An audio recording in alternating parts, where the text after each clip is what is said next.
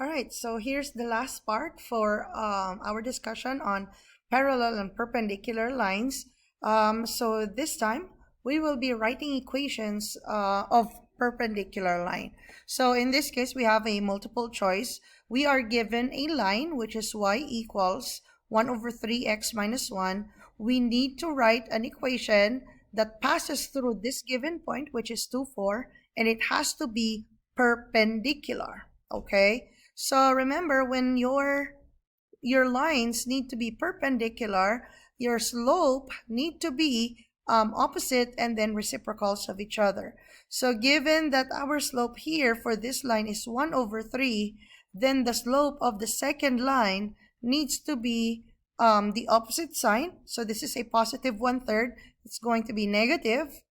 And the reciprocal of 1/3 will be 3. Okay?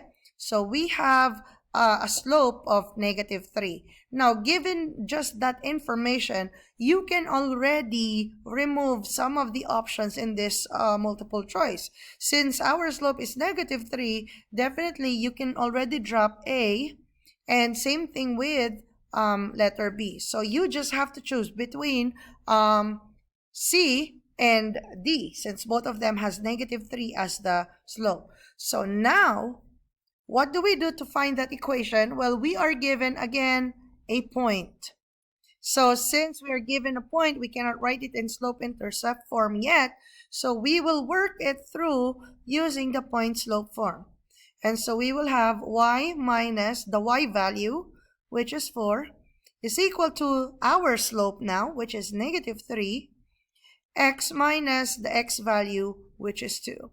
Okay, so now that we have a point-slope form equation of the line, what we need to do is to simplify. So we need to distribute, and of course our favorite combine like terms, so that we can have y by itself. Okay, so here we will have y minus 4 is equal to -3 will be distributed to x, so that's -3x. -3 and -2, if you multiply them, that's going to be +6. And now remember, in slope-intercept form, y is by itself.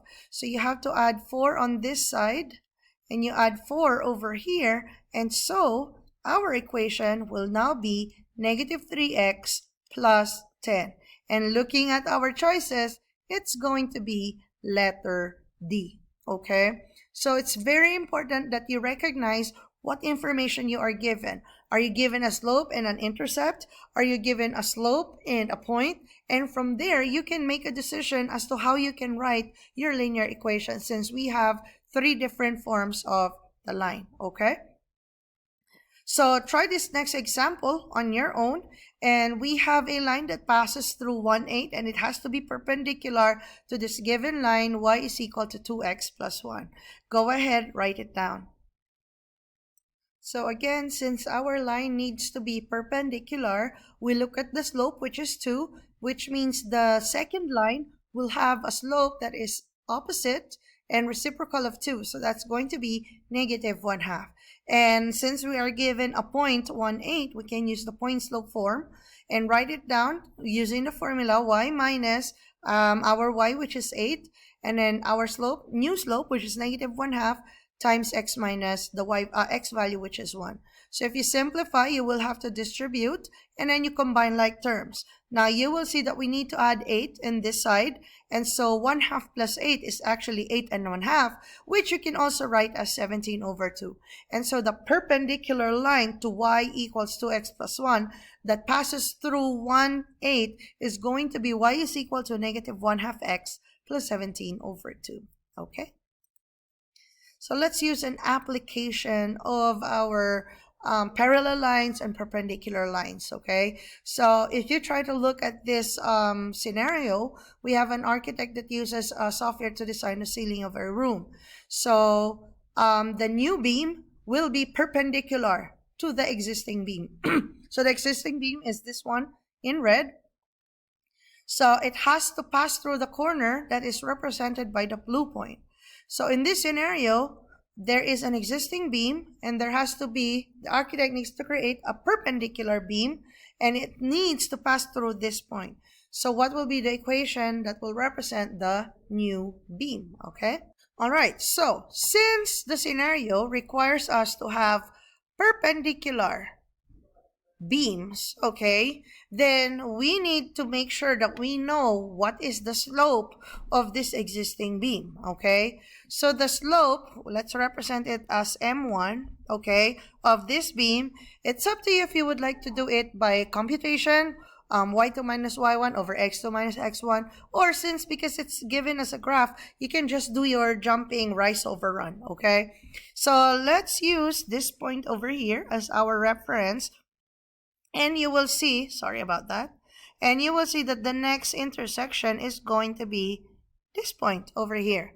So do we go up or down? So as you can see from this point, we have to go 1 and 2 down.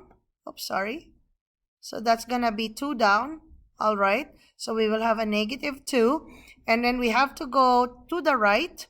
1, 2, 3. So that is +3. Okay, that's the slope of this existing beam, which means the second beam, the perpendicular beam, needs to have a slope that is opposite sign, so it has to be positive, and it has to be the reciprocal of 2 over 3, which is 3 over 2. Okay, so we already have a slope. Now, do we have an intercept, or do we have a point to be able to create the next line, the second line?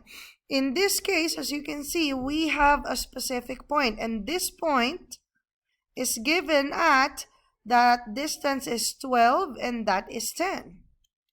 Okay, so our line, as we have been doing in the previous examples, we'll have to use the point slope form for the meantime. Y minus the y value, which is 10, equals our slope, which is 3 over 2, times x minus our x value, which is 12. Okay, so simplifying, we will have y minus 10 is equal to 3 over 2x minus, okay, if you take a look at 3 over 2 times 12, so that's 12 over 1, okay, the 2 will get canceled, this will become 6, so you will end up with a -18. And simplifying, you'll have to add 10 on both sides, and so we will have y is equal to 3 over 2x minus 8. That needs to be the equation of the new beam so that it will be perpendicular to the current or to the existing beam. Okay? And so, to summarize our lesson, we can determine the relationship between two lines by comparing their slopes and their corresponding y-intercept.